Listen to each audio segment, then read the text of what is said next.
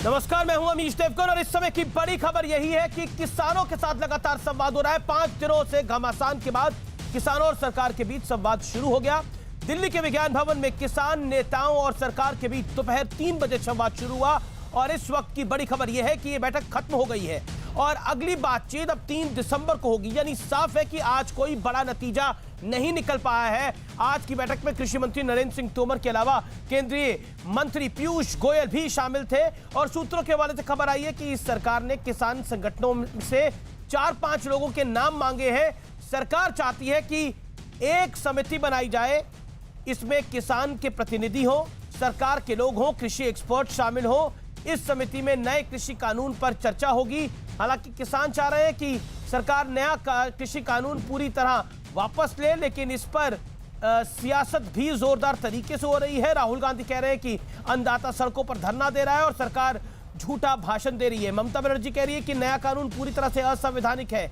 अखिलेश यादव कह रहे हैं कि जब से मोदी सरकार आई है किसान बेहाल हो गया है। लेकिन दूसरी तरफ सरकार किसानों से संवाद के जरिए पूरा मामला सुलझाने में लगी है। तो आज इसी पर होगी देश की सबसे बड़ी बहस, मोदी सरकार का मिशन किसान।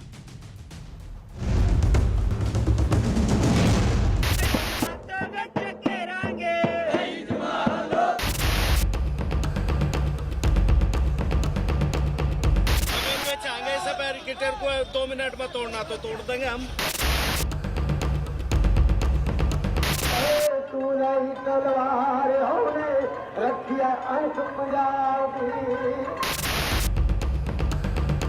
अब छल से नहीं, गंगा जल जैसी पवित्र नीयत के साथ काम किया जा रहा है। सरकार की इसी नीयत और मंशा को समझाने के लिए सरकार और किसानों के बीच दिल्ली के विज्ञान भवन में संवाद हुआ।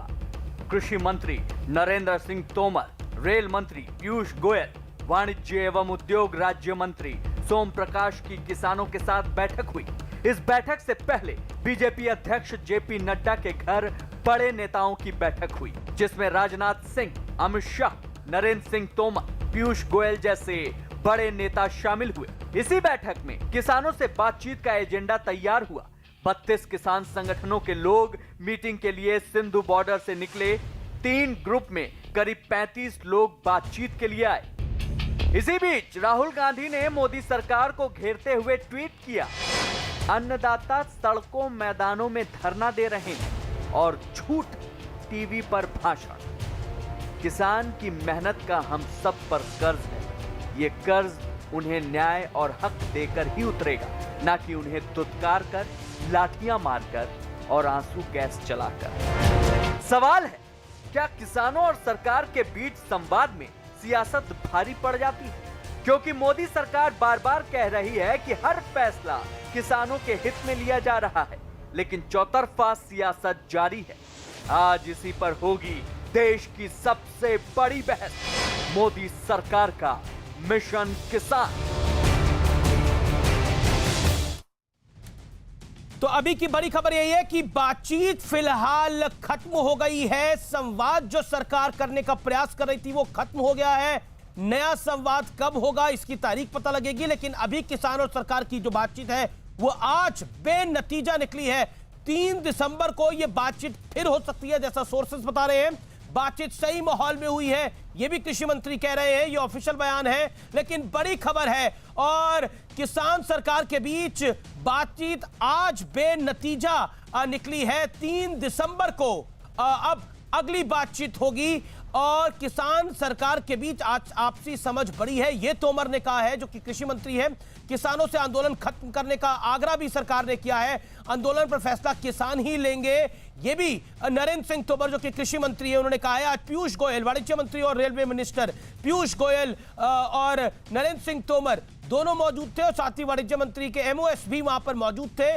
लेकिन बड़ी खबर यही है कि अभी यह बातचीत बेनतीजा निकली है। इससे पहले कल प्रधानमंत्री ने भी काशी से संवाद करने का पूर्ण प्रयास किया था। उससे पहले अमित शाह ने कहा था कि आप जगह बदल के आइए, यानी पहले आप बुराड़ी आइए फिर हम बात करेंगे, लेकिन किसानों ने उसे सिरे से खारिज कर दिया था। आज की बड़ी डेवलपमेंट यह है कि यह बातचीत तीसरे दौर की यह बातचीत हुई है।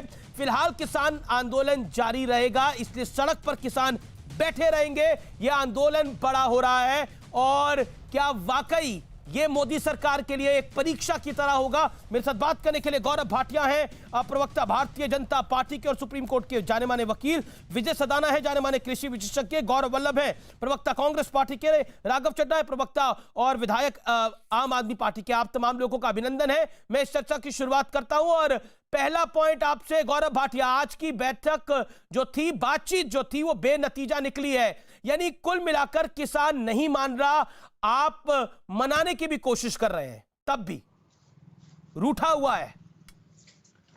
देखिए अमीर जी, सबसे पहले तो जब नीयत गंगा जल की तरह साफ होती है तो रास्ते खुद बन जाते हैं। और कल श्री नरेंद्र मोदी जी ने भी ये बात कही और इससे पहले भी कहा है कि किसान हमारे देश की रीढ़ की हड्डी हैं और उनके लिए हित में हम लोग प्रयास करते रहेंगे।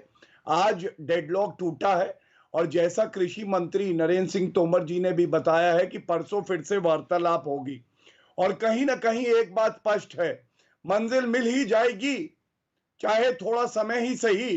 गुमराह तो वो हैं जो इटली में हैं, समझ रहे हैं आप मेरी बात? तो मैं एक बात जरूर कहूंगा कि ये जो तीनों कानून आए हैं, अभी आप इटली की चिंता ना करिए, अभी आप सिंधु बॉर्डर की चिंता करिए जहां किसान सड़क पर बैठा हुआ है। अभी आप चिंता करिए उन बॉर्डर्स की जहां पर किसान सड़क पर बैठा हुआ है। देखिए, आप इटली की चिंता में पड़े हुए हैं, किसान आपकी चिंता को बहुत बढ़ा रहे हैं। गौरव भाटिया, देखिए, जब अपनों की कोई बात होती है, जायज होती है, तो चिंता की कोई बात नहीं होती है। इस पूरे देश के मुखिया नरेंद्र मोदी जी हैं, किसान अपने मन की बात कहेंगे और हम लोग कोई ना कोई हल जरूर निकाल लेंगे। चिंता तो उन्हें होगी अमीर जी, जिन्होंने 2006 से 14 तक स्वामीनाथन कमीशन का एमएसपी की सिफारिश लागू नहीं करी थी। 1.5 गुना एमएसपी किसने दिया? हमने दिया। और ये जो तीनों कानून है ना, ये क्या सुनिश्चित करते हैं? पहली बात कि मंडी के अलावा किसानों को एक और बाजार मिलेगा, जो कि अच्छा है। दर्द किसको हो रहा है? बिचौलियों को हो रहा है। एक भ्रम फैलाया जा रहा है कि एमएसपी समाप्त होगी। तो अमीर जी, जब नरेंद्र मोदी जी ने कह दिया, कृषि मंत्री जी ने कह दिया और हमने इस साल की एमएसपी घोषणा पहले ही कर दी, तो समाप्त होने का तो कोई तात्पर्य ही नहीं है। और यही दर्द है उन लोगों को जो किसानों की जमीन हड़प लेते हैं। यह बात बिल्कुल स्पष्ट है जी। लेकिन इस समय की बड़ी खबर है, कांग्रेस सांसद रवनीत सिंह बिट्टू ने एक बड़ा बयान दे दिया है। रवनीत सिंह बिट्टू ने क्या कहा है, हम आपको पहले सुनाते हैं, फिर मैं आता हूं। कांग्रेस सांसद रवनीत सिंह बिट्टू का बड़ा आरोप है, किसानों के बीच खालिस्तान आंदोलन के लोग आ गए हैं। कांग्रेस सांसद का यह ऑफिशियल बयान है, आपको सुनाते हैं। सीए प्रदर्शनकारी भी आंदोलन में शामिल हो गए हैं और उन्होंने गुहार लगाई अमित शाह से कि इस आंदोलन को तुरंत रुकवा दिया जाए। जो लोग कहीं ना कहीं एजिटेशनों में फेल हुए हैं, चाहे वो किसी यूनिवर्सिटीज़ के हों, चाहे कोई किसी और लोग हों जो एजिटेशन किसी तरीके से उनको जीत नहीं मिली, अब वो देख रहे हैं भी यहाँ पे बहुत भारी किसान आ चुके हैं, मजदूर आ चुके हैं, इसका फ़ायदा कैसे उठाएं। देशा ये है, कई लोग वहाँ पे, जैसे आप न्यूज़, खालिस्तान के लोग 4 केसरी परने और झंडे लेके आ गए। 4 कहाँ? 5 लाख 10 लाख लोग, कहीं 4 लोग 5 लोग। तो मीडिया पे कवरेज क्या आ गई भी खालिस्तानी लोग बैठे, यहाँ पे कोई दंगा ना हो, यहाँ पे कोई लड़ाई ना हो, यहाँ पे कोई ऐसा माहौल ना बन जाए जिसमें देश में आग लग जाए। इसलिए सियानफ समझदारी इसमें है, अमित शाह जी आप इंटरवीन करके इसे खत्म करें। बेसिकली उन्होंने बोला है कि कुछ लोग जो ऐसे तत्व हैं जो देश में शांति नहीं चाहते, वो आ गए हैं, लेकिन बड़ी तादाद में किसान ही है। मैं सीधा आपका रुख करना चाहता हूं इस पर गौरव भाटिया, और आपका फर्स्ट रिएक्शन लेना चाहता हूं रवनीत सिंह बिट्टू के बयान पर। न्यूज़ 18 इंडिया से एक्सक्लूसिवली बात करी है इन्होंने। देखिए अमीर जी, बिल्कुल मैं इतना ही कहूंगा कि आंदोलन जो है वो संवैधानिक दायरे में रह के होना चाहिए, उसमें हिंसा नहीं होनी चाहिए, और जो भी प्रदर्शन हो उसकी आड़ में देश की सुरक्षा पे कहीं ना कहीं अगर कोई घात करता है तो वो उचित नहीं है। और जो आंदोलन कर रहा है, ये उसको भी सुनिश्चित करना है कि कौन आंदोलन का हिस्सेदार है, कौन नहीं है। और कुछ बहरूपिये भी होते हैं, जैसे पॉलिटिकल पार्टी कांग्रेस की आदत है कि वो रेंट कॉज की तरह कूद जाती है किसी भी प्रदर्शन में। तो मैं इतना ही कहूंगा, हम लोग संवेदनशील हैं, किसानों से बात चल रही है और किसान हमारे भाई हैं, उनकी जो भी जायज मांग होगी वो पूरी की जाएगी, ये ठीक बात है। बिल्कुल स्पष्ट है। लेकिन मैं गौरव वल्लभ आपका रुख करता हूं। जो रवनीत सिंह बिट्टू ने बोला है वो बड़ा बयान है एक मेंबर ऑफ पार्लियामेंट का। What is your first reaction to this? आप ही की पार्टी के सांसद हैं। जी अमीश जी, मैं आपको उन्होंने जो बोला वो भी समझा देता हूं, और समझ मैं लिया वो और तो, हमारी वो तो पार्टी देख क्या लिया बोल गौरव रही जी, है वो उन्होंने भी क्या बोला। समझा आप अपनी देता बात को रखिए। हूं। भाई साहब, या तो आप सवाल मेरे से पूछिए या फिर मुझे जवाब देने दीजिए अमीश भाई। मैं जवाब दे सकता हूं अमीश जी भाई जी बोलिए आपके गौरव शो जी। में। जी जी प्लीज बोलिए। जी जी जी, मैं ये कहना चाहता हूं, पिछले 7 दिन से इस भयंकर सर्दी में लाठी की परवाह किए बिना, आंसू गैस की परवाह किए बिना, पानी की, ठंडे पानी की बौछारों की परवाह किए बिना अगर किसान सड़क पर है तो वो क्या बोल रहा है? वो कह रहा है कि आपने जो एपीएमसी को बाईपास करके प्राइवेट मंडियां जो अपने सूट बूट के दोस्तों की खुलवाने का जो प्रयास आप इन 3 काले कानूनों में कर रहे हो, मुझे उसमें एमएसपी कहां मिलेगी? इस सरल से सवाल का किसान, भारत सरकार किसानों को उत्तर क्यों नहीं दे सकती? अगर उन्हें ये बता दे कि भाई एमएसपी नहीं मिले तो गौरव भाटिया जी के घर पे जाना है, प्रधानमंत्री जी के घर पे जाना है, कौन से विभाग में जाके अपनी दरखास्त करनी है और अपनी फसल की एमएसपी लेनी है, ये उनका सरल सवाल है। यदि इस सवाल का उत्तर नहीं है तो ये निश्चित तौर पे माना जा रहा है कि जो ये 3 काले कानून है जो कि किसानों की खेती और किसानों की जमीन सूट बूट के दोस्तों पे के हवाले करने का काम किया जा रहा है। मेरा तो इतना सा कहना और हिंदुस्तान के किसानों का भी यही सरल सवाल है कि मेरी एमएसपी मुझे कहां मिलेगी? अगर सूट बूट का दोस्त एमएसपी नहीं देता है तो भारत सरकार के किस प्रावधान में उसको जेल होगी? ये तीनों काले कानून मेरे सामने पड़े हैं अमीश भाई। इसमें कौन से पेज में, कौन से क्लॉज में, कौन से सब क्लॉज में लिखा हुआ है कि एमएसपी मिलेगी? मुझे ये बता दो। ये जो भाटिया जी यहाँ बैठे हैं इनसे भी पूछ लीजिए, और अमीश भाई और भी कोई एक्सपर्ट है तो उनसे भी मुझे पूछ के और हिंदुस्तान के किसानों को जवाब दे दीजिए। अगर इस बात का उत्तर नहीं है आपके पास तो तुरंत प्रभाव से इन तीनों काले कानूनों को वापस लें और किसानों को पूर्व जैसी स्थिति आके वापस दे, क्योंकि यही वो मेहनत कश लोग है। जब देश की पूरी जीडीपी गिर रही थी, नकारात्मक में जा रही थी, तो किसान एग्रीकल्चर ग्रोथ प्लस 3.4% मेंटेन करके बैठा था, और उसका बर्ताव क्या किया सरकार ने? उनके ऊपर 3 काले कानून थोप दिए। नंबर 1। नंबर 2, मेरा दूसरा सवाल है कि आप कॉन्ट्रैक्ट फार्मिंग लेके आए एक काले कानून में।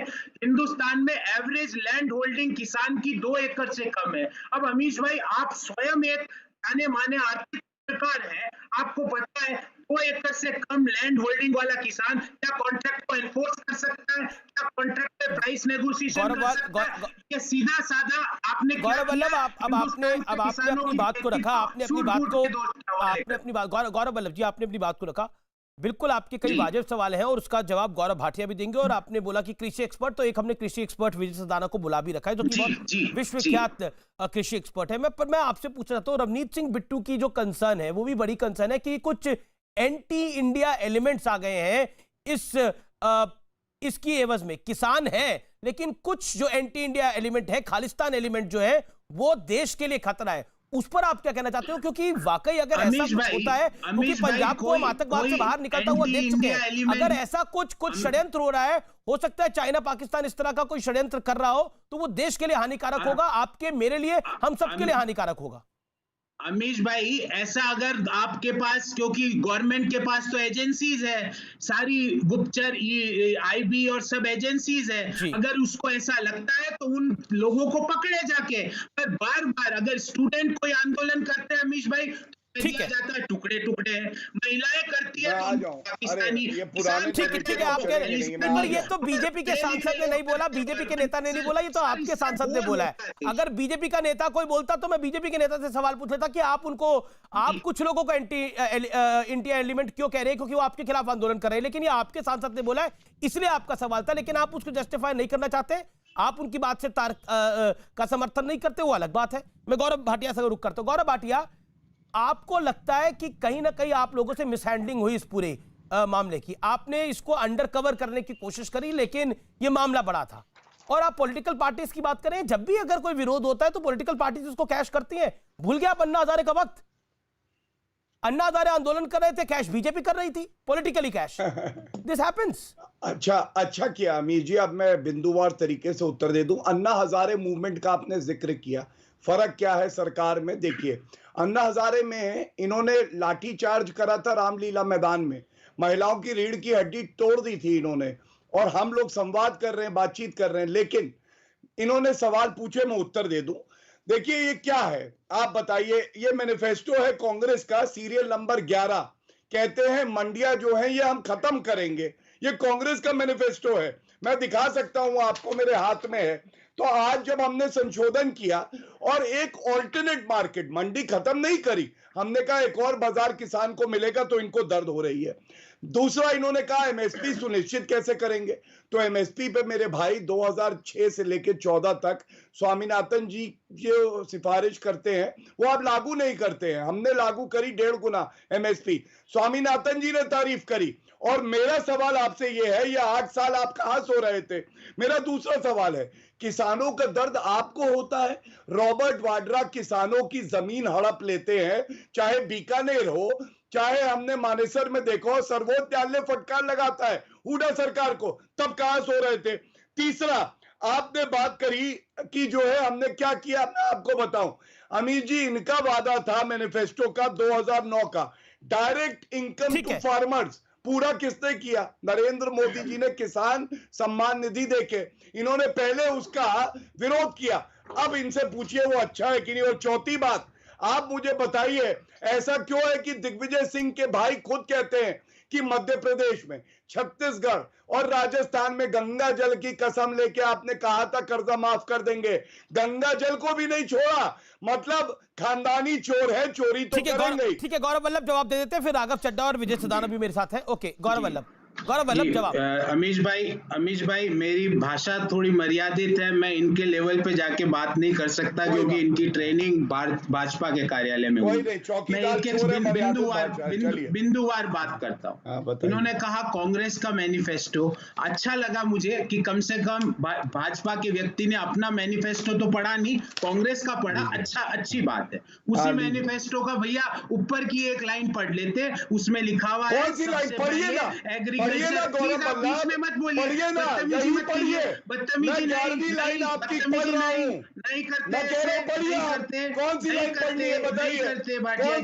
नहीं करते, थोड़ा सा बदतमीजी नहीं करते, संयम से ऐसा नहीं करते। सीरियल नंबर बताओ ना, सीरियल नंबर बताओ ना, क्यों बेकार की बातें कर रहे हैं? आप लाइन ना करिए, बीच में मत बोलिए, बीच में मत बोलिए। लाइन पढ़नी है, चुनौती दे रहा हूं। और ये मैं चुप क्यों नहीं पढ़ते हैं? आप जब मुझे समय दें, जब कांग्रेस विल रिपील मुझे समय दे, जब मुझे समय दे दीजिएगा, मैं अपनी Gaurav Bhatia allow him to make his point. आपने अपनी बात को रखा, आपने उनके मैनिफेस्टो का जिक्र किया, वो अब अपने मैनिफेस्टो को जस्टिफाई कर रहे हैं। Allow him to make his point. तो उनकी लाइन तो पढ़वा दीजिए, कौन सी लाइन बोल रहे हैं, कौन सी लाइन, ये पूछिए उनसे। ठीक है वो बताएंगे ना। अच्छा गौरव वल्लभ आप बता दीजिए कौन सी लाइन बोल रहे हैं, कौन से पेज की बोल रहे हैं, कौन सी लाइन बोल रहे हैं? मैं आपको बता रहा हूँ। ये पॉइंट नंबर 7 हमारा जो मैनिफेस्टो पढ़ रहे हैं, मैं पॉइंट नंबर 6 की से लाइन बोल रहा हूँ, समझ गए भाटिया जी? पढ़ो उसको। मैं पढ़ दीजिए, क्या लिखा है? नहीं है, तमीजी नहीं होती TV channel. Farmer markets with adequate infrastructure and support in large villages and small towns to enable the farmer to bring his or her produce and freshly market the same. तो ये मेरे मैनिफेस्टो से मैं बोल रहा हूँ। कहने का मतलब, अंग्रेजी को हिंदी में कर देता हूँ भाटिया जी, इसका मतलब ये हुआ कि कांग्रेस पार्टी सबसे पहले छोटे कस्बों में और गांवों में एग्रीकल्चर मार्केट बनाएगी, उसके बाद रिफॉर्म की बात सोचेगी। आपकी तरह सूट बूट के दोस्तों को किसान की खेती हवाले करने की बात नहीं सोचेगी। दूसरी बात, आपने मेरे से पूछा कि एमएसपी हमने दी स्वामीनाथन कमीशन की, हमारे एक्सपर्ट बैठे हैं, ये बता देंगे स्वामीनाथन कमीशन ने C2 आपने क्या दिया ये तो बताइए, आपने लागू करा था क्या? इस प्रश्न का उत्तर दीजिए, हमने क्या दिया? छोड़िए, तीसरी बात, दिया बीच में क्या? नहीं बोलते, बीच में नहीं बोलते, शांति से गौरव सुनिए, मल्लभ जी, बीच झूठ में नहीं बोलते। ये भाजपा कार्यालय झूठ बोले नहीं है, कौवा ये काटे, टीवी शो जैसे है। रॉबर्ट वाड्रा को इस काटा था। मेरी बीच में आपने बात लागू मत करिए। करी, हमने अमीश क्या भाई, दिया? मैं कहता हूँ ऐसे आप बीच छोड़ में दीजिए। बोलेंगे तो आप दर्शकों को क्या समझ में आएगा अमीश भाई? मैं तो अपनी एक एक करके अपने उत्तर दे चलिए, रहा हूं। मैं आप तीसरी बोलिए, बात, मैं 2 सवाल पूछता हूं। मैंने ये पूछा कि एमएसपी कहाँ मिलेगी? भाटिया जी के घर में मिलेगी, भाटिया जी के कार्यालय में मिलेगी, भाजपा के कार्यालय में भाई मिलेगी, ऐसा भी करिए आप। नड्डा साहब देंगे, मोदी जी देंगे, कौन देगा एमएसपी? और कहाँ लिखा हुआ है? ये तीनों तो बिल है, काले कानून है, इसमें कहाँ लिखा हुआ है कि किसान को एमएसपी नहीं मिलेगी? तो जो व्यक्ति किसान की उपज खरीदेगा, भले ही वो सूट बूट का दोस्त भी क्यों ना हो आपका, उसको जेल होगी। इस सरल सवाल का जवाब मुझे शो खत्म होने से पहले जरूर देके जाइएगा।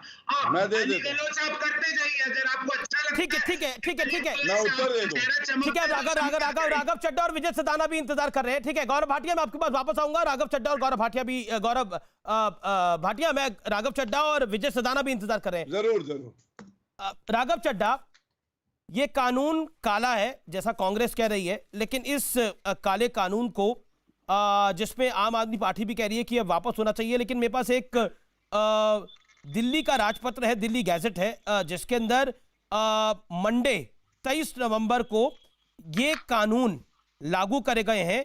क्या कहना चाहते हैं आप? और अब आप कह रहे हैं कि आप इसका विरोध कर रहे हैं।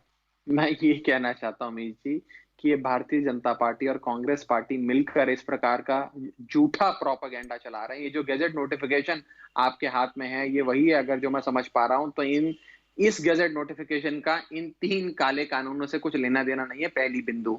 दूसरी बिंदु, आज स्थिति ये है कि भाजपा ने कहा कि 9 जेल बनाई जाएं दिल्ली में ताकि किसानों को हम भर्ती करें। केजरीवाल सरकार ने मना कर दिया जेल बनाने से, तो भारतीय जनता पार्टी हमसे परेशान है।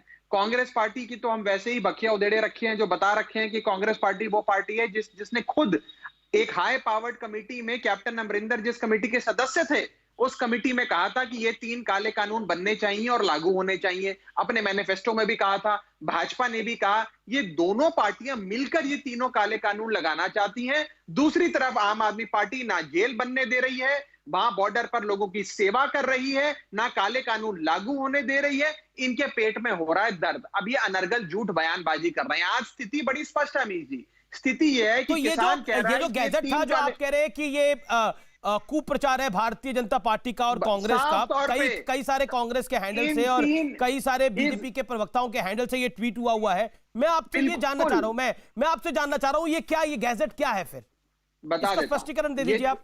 ये क्या दे देता हूं। ये कौन से कृषि कानून आपने दिल्ली में लागू कर? नहीं, हाँ, मैं बता देता हूं। आज बड़ी विचित्र चीज है कि बीजेपी और कांग्रेस एक ही जबान में बात कर रहे हैं, क्योंकि ये दोनों पार्टियां वास्तव में एक ही हैं। कैप्टन अमरिंदर वास्तव में भारतीय जनता पार्टी के मुख्यमंत्री, उनकी कितने घनिष्ठ रिश्ते मोदी जी के साथ हैं, भाजपा के कहने पे काम करते हैं, आप भी जानते हैं, मैं भी जानता हूं। लेकिन कृषि कानून पे आ जाते हैं। अगर केजरीवाल सरकार ने ये तीनों काले कानून लागू किए होते तो क्या दिल्ली का किसान आज आंदोलन नहीं कर रहा होता? क्या दिल्ली की किसानों के जत्थे आज केजरीवाल साहब के घर के बाहर नहीं बैठे होते?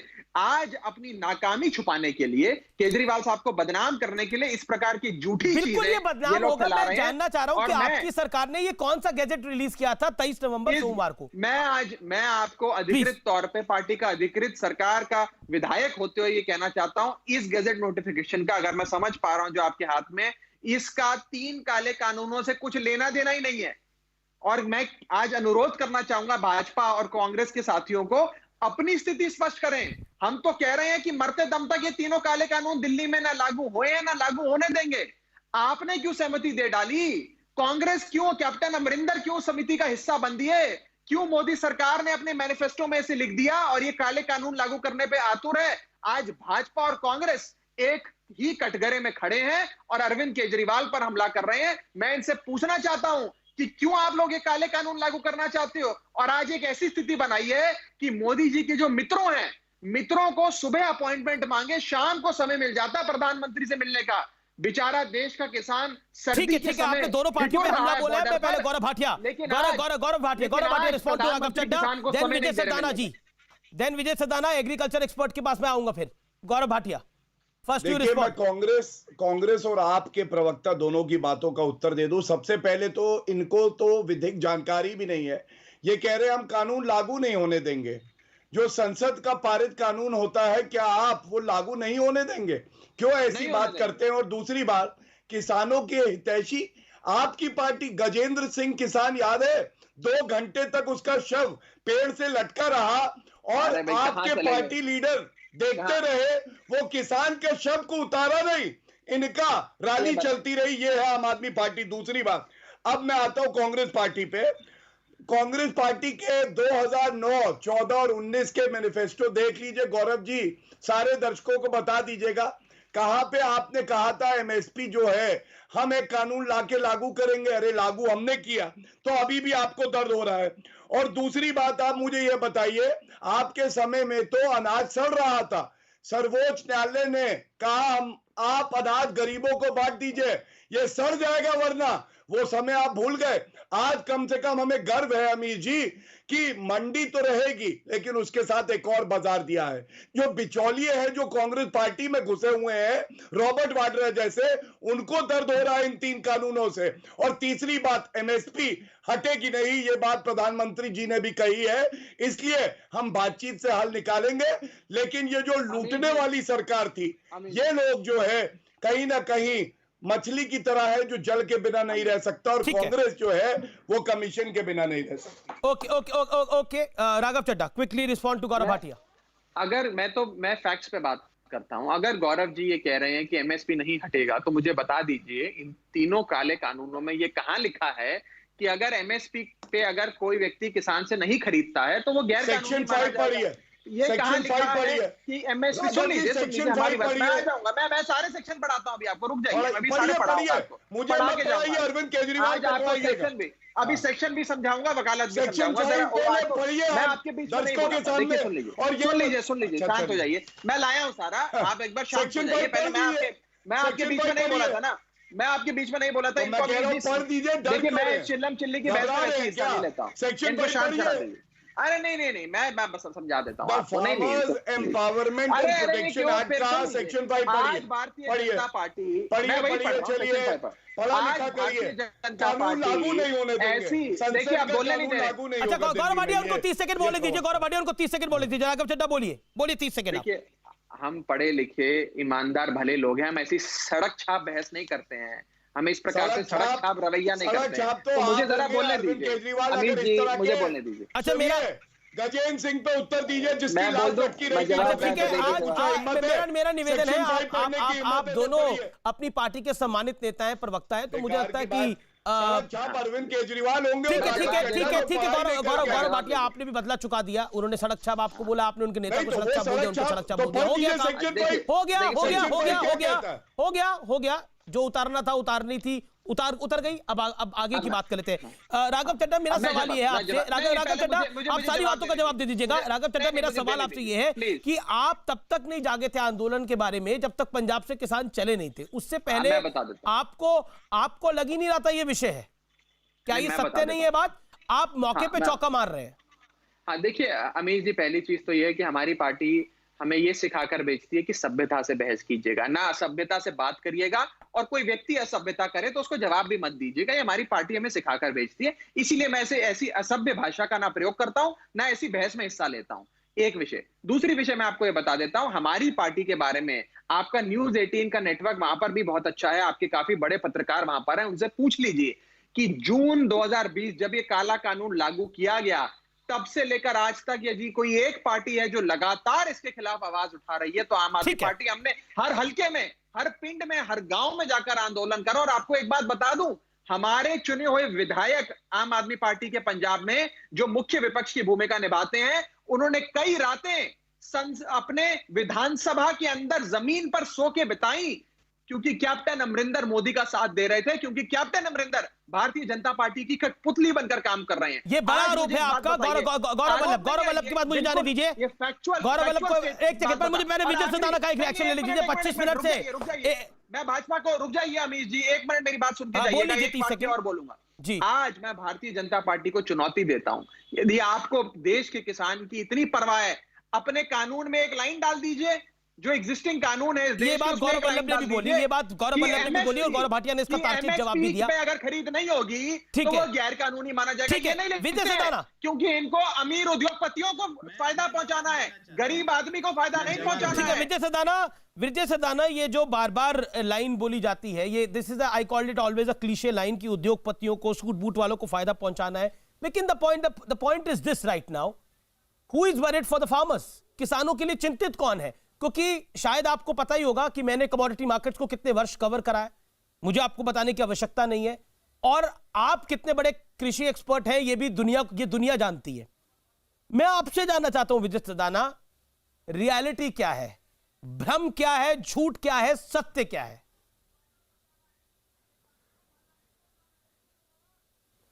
अमीर जी, बहुत महत्वपूर्ण सवाल है और निवेदन है कि बाकी पैनलिस्ट मुझे बोलने का मौका देंगे। मैं पिछले 28 मिनट से सबको सुन रहा हूं, बिल्कुल, तो मुझे कम से कम 3 मिनट का मौका देंगे।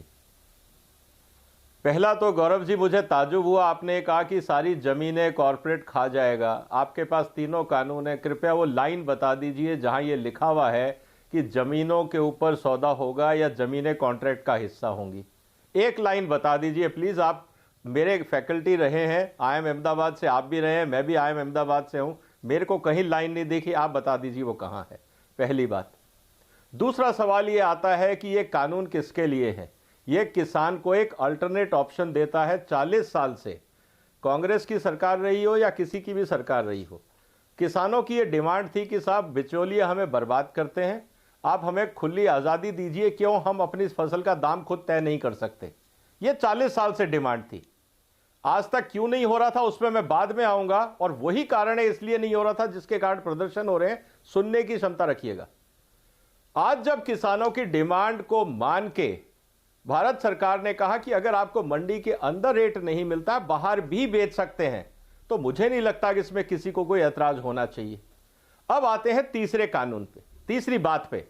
MSP मैंडेटरी होना चाहिए। एक सेक्टर हिंदुस्तान में है जिसमें MSP या स्टैट्यूटरी प्राइस मैंडेटरी है, वो है गन्ने का क्षेत्र। गन्ने का क्या हाल है आज? गन्ने के किसान का क्या हाल है? क्या आप चाहते हैं पूरा देश का हाल वो हो सारे सेक्टर्स में और सारे किसानों में? सोचिएगा जरूर, पॉलिटिकल स्टेटमेंट मत दीजिएगा। आप सब पढ़े लिखे लोग हैं, आप विचार शक्ति रखते हैं, सोचिएगा। अब मैं आता हूं, मुद्दा क्या है इस पूरी फोर्ट्रेस के पीछे। जब ये कानून आए तीनों, इसमें यह कहा गया कि आप मंडी के बाहर भी बेच सकते हैं, उस पर टैक्स नहीं लगेगा, कोई फीस नहीं लगेगी। आज तक क्या होता था, पिछला आप आंकड़ा उठा लीजिए, FCI की वेबसाइट से डाउनलोड कर दीजिए। पंजाब के अंदर 3,500 करोड़ रुपए FCI ने बिचौलियों को दिए हैं। आप आज अगर उठा के देखेंगे, बिचौलिया 2.5% किस बात का लेता है? 2.5 का मतलब 460 रुपए टन रसीद काटने का कि मैंने आपको 1 टन माल बेचा। बोरी के पैसे अलग, लेबर के पैसे अलग, तुलाई के अलग, ढलाई के अलग, सारे पैसे अलग होते हैं। सिर्फ रसीद काटने का 1 टन का 460 रुपए FCI की वेबसाइट से डाउनलोड कर लीजिए। आज इन कानूनों से सिर्फ एक ही सेगमेंट परेशान है, वो है बिचौलिया, क्योंकि बैठी बैठाई इनकम खत्म हो गई। अब झगड़ा क्या है अमीर जी, आखिरी मिनट। अब जब बिचौलियों को यह लगा कि अगर ये कानून आ गए तो हम तो बंद हो जाएंगे, उन्होंने किसानों को बनाया ढाल कि देखो ये कानून आए, जमीन चली जाएगी, MSP खत्म हो जाएगा, मंडी खत्म हो जाएगी, उठो जागो, नहीं तो तुम बर्बाद हो जाओगे। ये खेल है पूरा, ये बिचौलियों का प्रोटेक्शन है, किसानों को ढाल बना दिया गया है। अनफॉर्चुनेटली पॉलिटिकल पार्टीज इस बात को समझती हैं, सब समझते हैं, लेकिन इनकी राजनीतिक इच्छा शक्ति इतनी कमजोर है कि ये देश को बर्बाद करने चले हैं अपनी राजनीति के लिए, और ये दुख की बात है। ठीक है गौरव वल्लभ, आपसे बड़े कायदे से सवाल पूछे गए दो, जो कि बड़े गौरव वल्लभ बड़े महत्वपूर्ण है। एक, आप बोल रहे हैं कि अपने सूट बूट के दोस्तों को जमीन देना चाहते हैं, बिल में किस लाइन में ऐसा लिखा हुआ है कि सूट जमीन को दिया जाएगा? पॉइंट नंबर 2, अगर आप MSP की बात करते हैं तो मैं आपसे सवाल पूछना चाहता हूं, आपने और मैंने कई बार इकोनॉमी पे बहस करी है और कई बार डिबेट्स भी करी है, और आप एक नॉलेजेबल आदमी है, पढ़े लिखे आदमी है। मैं प्रोफेसर साहब आपसे जानना चाहता हूं, क्या आपको लगता है देश का किसान पिछले 70 साल से, चाहे अटल बिहारी वाजपेयी की सरकार रही हो, चाहे मोदी बन रही हो, चाहे PV नरसिम्हा राव की सरकार रही हो, चाहे डॉक्टर मनमोहन सिंह की 10 साल का शासन रहा हो, मैंने सभी सरकारों का नाम लिया यहां पर, किसी की सरकार में एमएसपी पर किसान अपना माल बेच पाता है क्या? आप मुझे बता दीजिए। अगर मक्के का दाम सरकार तय कर देगी कि वो 1500 रुपए है, 2000 रुपए है, वो बिकेगा तो मार्केट प्राइस पे ही। कोई कुछ नहीं कर सकता। किसान को जहां उसको पेमेंट मिलती है, जहां उसको पैसे मिलते हैं, जहां नकद पैसे मिलते हैं, वो वहां पर माल बेच के निकल लेता है। आप एमएसपी की सच्चाई को जानते हैं। बोलिए, जवाब देता हूँ। बहुत तार्किक सवाल पूछे अमीश भाई आपने और विजय जी ने। देखिए अमीश भाई, report on working group on consumer affairs, जिसके चेयरमैन स्वयं प्रधानमंत्री मोदी जी थे जब वो गुजरात के मुख्यमंत्री थे, उसकी लाइन पढ़ के सुना देता हूं आपके सारे दर्शकों को। MSP should be mandated through statutory provision।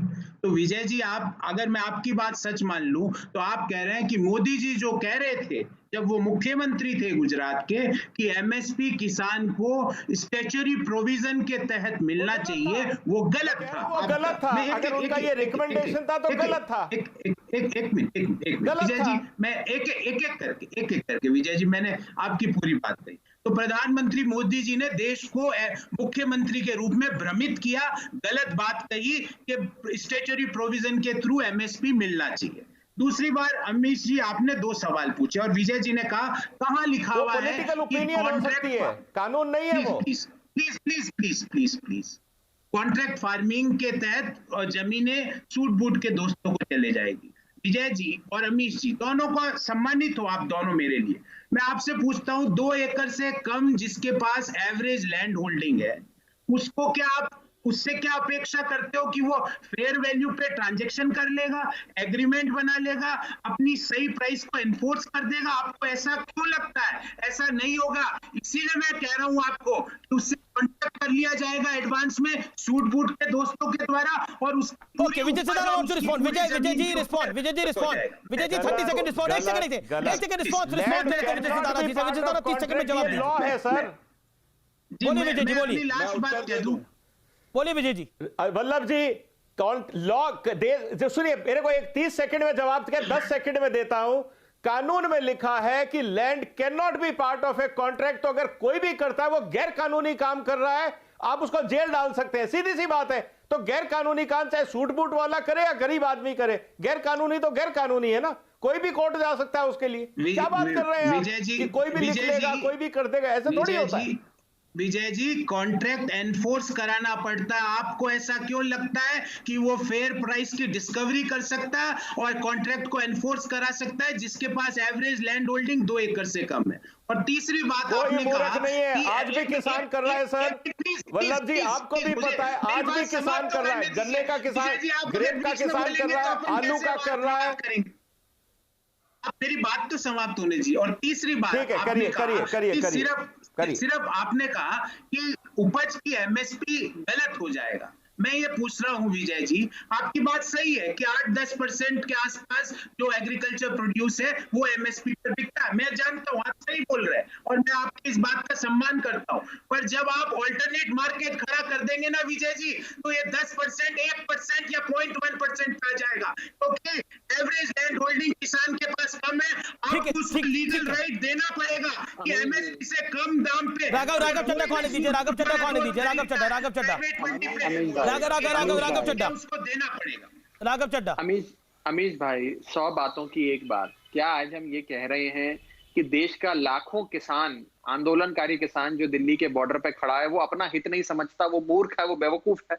क्या ये कहने का प्रयास हो रहा है? ये प्रयास जो भाजपा कर रही है कि हम किसान को समझाएंगे प्रावधान, क्या वो किसान इतना गया गुजरा है कि वो अपना हित नहीं समझ सकता? आपका हित ना समझे, समझ में आता है, लेकिन जिस आदमी की पीढ़ियां किसानी में बीत गई, खेती में बीत गई, आज उसकी इंटेलिजेंस को, उसकी बुद्धिमत्ता को जिस प्रकार से चैलेंज किया जा रहा है कि तुम नहीं समझते अपना हक, अपना अधिकार, अपना हित, हम समझते हैं, हम तुम्हें बताएंगे, तुम यहां पर आओ। आज मैं आपको ये स्पष्ट करना चाहता हूं, ये तीनों काले कानून देश में किसान को भी और किसानी को खत्म कर देंगे। मुझे एक बात बताएं, आज आप एक ऐसे कानून को लाते हैं जिसका विरोध, एक मिनट, जिसका विरोध, बात खत्म कर रहा हूं, लाइन तो बताओ। एक ऐसा काला, एक शांत हो जाइए, आपके बीच में मैं नहीं बोला था। एक ऐसा काला कानून अमीश भाई जिसका विरोध RSS का खुद का भारतीय किसान संघ कर रहा है, बीकेएस भी इसका विरोध कर रहा है, जो इनका अपना संगठन है, इनकी पेरेंट ऑर्गेनाइजेशन है, इनका आइडियोलॉजिकल गुरु है। नहीं कर रहा, मेरे साथ सुबह पैनल में थे, समर्थन कर रहे हैं। ये काले कानून जो है ये बर्बाद कर देंगे देश को, किसान को। अगर ये अपने ही बीकेएस को, भारतीय किसान संघ को नहीं समझा सके मेरे साथ तो देश पैनल के में थे, किसान को क्या समर्थन कर रहे हैं, क्या बात कर रहे हैं? शांत हो जाइए, आपके बीच में कोई नहीं बोली, थोड़ी सभ्यता से बहस करिए, हम आपके बीच में नहीं बोले थे। अगर कोई व्यक्ति अपने ही भारतीय किसान संघ को ये बात नहीं समझा पा रहा है तो देश के किसान को क्या समझाएगा? क्या देश का किसान अपना हित बेहतर समझता है कि एयर कंडीशन रूम में बैठकर नीति बनाने वाले 4 भाजपा के मंत्री किसान का हित बेहतर समझते हैं? ये मैं आपसे पूछना चाहता हूं। जी okay, Gaurav Bhatia, late Gaurav Bhatia reply. Gaurav Bhatia, एक लॉजिकल पॉइंट है राघव चड्ढा का कि किसान अपना हित क्यों नहीं समझ पा रहा। अगर उनको कोई भ्रम में डाल रहा है, जैसा कल प्रधानमंत्री ने बोला, तो वो भ्रम में क्यों आ रहे हैं? देखिए अमीर जी, मैं समझता हूं सरदाना जी कृषि विशेषज्ञ हैं, न्यूट्रल हैं यहाँ पे। उन्होंने बहुत अच्छे से अपनी बात को रखा और बताया कि किस तरह से कुछ बिचौलिए जो है व्याकुल जरूर हैं। लेकिन मैं इधर उधर की बात नहीं करूंगा, मैं एक्ट की बात करूंगा, जो ना राघव चड्ढा ने बताया ना गौरव वल्लभ ने। सबसे पहले इन्होंने कहा सूट बूट वाले जो है कृषि भूमि ले जाएंगे। आप सेक्शन 8 पढ़िए, एक्ट का क्या कहता है, मैं पढ़ रहा हूं एक लाइन केवल। Sponsor prohibited from acquiring ownership rights और making permanent modification on farmers land और प्रेमिसेस। मतलब किसान की भूमि कोई नहीं ले सकता। सेक्शन 15 क्या कहता है कि रिकवरी नहीं हो सकती किसान से। जो खरीदेगा फसल वो तो 30 दिन में भुगतान करे, लेकिन किसान से फसल नहीं ली जा सकती। और इन सबसे ज्यादा जो विशेषज्ञ हैं जिनका हम आदर करते हैं, स्वामीनाथन जी हैं। जब ऑर्डिनेंस आया अमीर जी, तो उनसे पूछा गया, स्वामीनाथन जी ये जो ऑर्डिनेंस आया है, जिसका ही रूप है जो कानून अब बना है, ये किसानों के हित में है कि नहीं? तो स्वामीनाथन जी ने क्या कहा? उन्होंने कहा हाँ ये हित में है। और तीसरी बात प्राइसिंग की आई। शायद राघव को या गौरव वल्लभ जी को नहीं पता है। आप बताइए, मंडी में तो एमएसपी पे ही उठाया जाएगा और मंडी के बाहर अगर कम मूल्य मिलेगा तो किसान बेचेगा नहीं।